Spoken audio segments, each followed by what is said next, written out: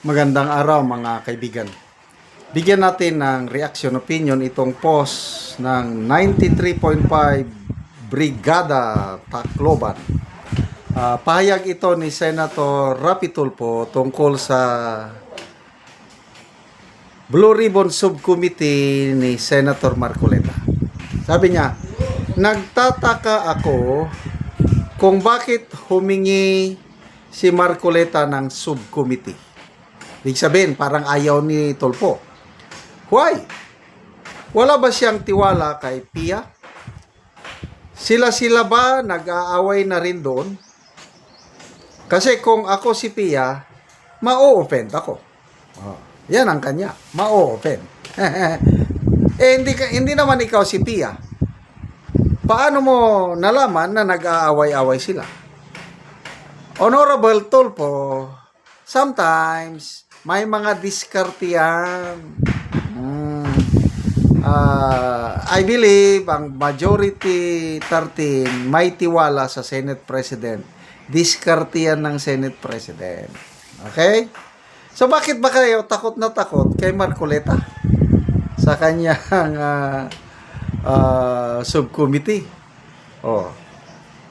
Ang dami nang umaalma nito sa subcommittee ni Marcoleta eh. Mga kongresista umaalma. Ang paliwanag diyan ni Mr. Lito Banayo na allergic daw ang mga taga-palasyo, ang mga corrupt na opisyales kapag si Marcoleta na ang mamuno sa investigasyon kasi wala siyang sinasanto. Masagasaan kahit sinong masagasaan. Yan ang komentaryo ni Mr. Lito Banayo, isang respetado na political strategist.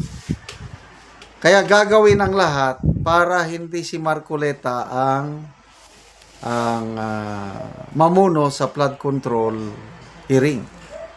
Sabi naman ni Marcoleta, no problem sa kanya. Kahit ordinary member lang daw siya. Okay na yon. Basta importante, nandun siya sa mga hearing at papatawag ang dapat patawag. Okay na yon. Kaya no problem. So, ang post kahapon na nabasa ko, ang nagbigay na ng notice ng hearing sa June 4 ay si Senator Pia Cayetano na bilang chairperson. So, ibig sabihin, baka hindi na itutuloy ni Senator Cayetano, Alan Peter, yung plano niya na mag-create ng subcommittee para mawala ng problema, para wala ng hassle at tuloy-tuloy na. No problem para sa akin. Narinig ko na si Marcoleta nagpaliwanag kahit hindi siya chairman. Member lang, okay na. Importante is ituloy. Matutuloy na June 4. Pia Cayetano na ang nagpatawag. So ano pa? Ano pang reklamo ninyo? Nakahanda na ba kayo? Ang tanong dyan is yung mga senador na napanganlan ng mga Brave 18 Marines, mag-a-attend ba sila sa Blue Ribbon hearing?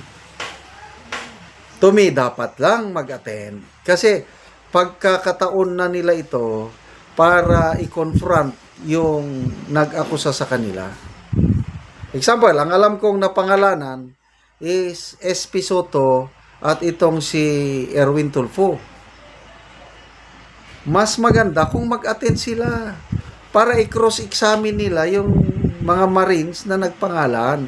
At taong bayan, tayo nang humusga. Depende sa tanong-sagot, malalaman natin nagsasabi ba ng totoo o nagsisinungaling ang Brave 18 Marines. Di ba? Ganun lang yung kasimple.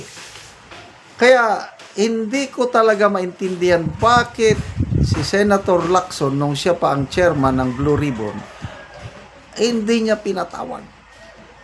Yun ang $1 million question na hindi masagot-sagot.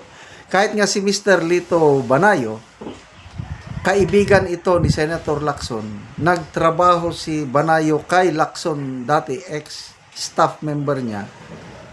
Sabi na hindi ko na rin maintindihan. Naguguluhan ako kung ano ang nangyayari kay Senator Ping Lacson. And I believe marami sa atin ang naghihinayang kasi yung Lacson na dati nating kilala na laban sa korupsyon, biglang nag-iba ang ihip ng hangin nung hinawakan niya na ang Blue Ribbon Committee dito sa flood control. Sayang. Bakit ka ba nagkaganyan? Bakit ka ba? Sabi ni, sino ba yung nagsabi na, si Dr. Eric Mata ata? Sa June 4, pag mapatawag na yung Brave 18 Marines, ma-uncover na, mabubuking na ni Marcoleta ang greatest cover-up in history. Yung trilyones na pondo ng flood control, napunta kung saan-saan, pilit na itinago dahil ayaw imbestigahan ng todo. Hap-hap lang ang investigasyon. Nag-imbestiga ang ICI, wala rin. Hap-hap lang. Nag-imbestiga ang Blue Ribbon ni Lacson, hap-hap lang. Kaya ngayon, full investigation on the way. Kaya ang panalo dito, walang iba kundi ang taong bayan. Karapatan ng taong bayan na malaman anong nangyari sa pera nila. Salamat mga kaibigan sa inyong pagsubaybay sa channel nito. Nakakatulong kayo ng malaki sa tribong Talandig ng Bukidnon dahil ang sweldo natin sa channel is pantulong po sa tribo. Namimigay tayo ng libreng yero at pako para makapagpatayo sila ng mas maayos na tirahan. Panoorin nyo ang video na ito. Karon mo na ni ang atop sa natagaan na mo og yero, mga buslot na gyud kaayo og makita gyud nato nga karaan na kayo ang iyang yero og gipang sumpay lang gani tungod kay gaulanan na. So mura na gyud og mga bituon ang mga bangag-bangag. Ano ni ang among gihatag nga yero.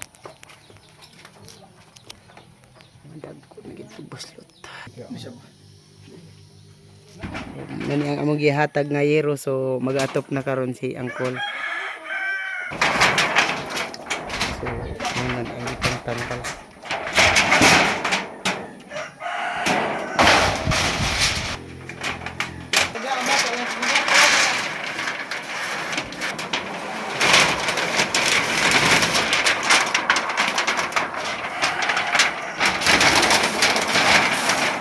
Ngayon, kumangalan tayo.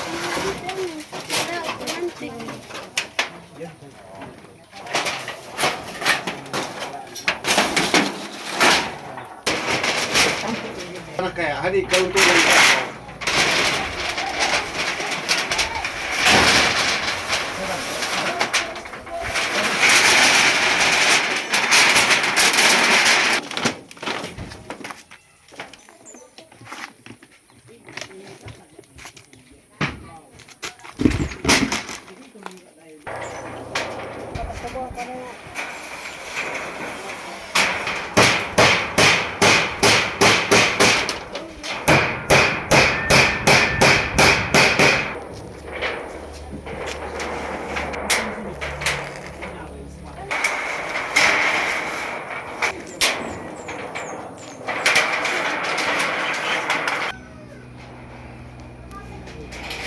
Suma na ang diri sa pikas, suma na pod ang diri sa pikas. Pag-atop pa.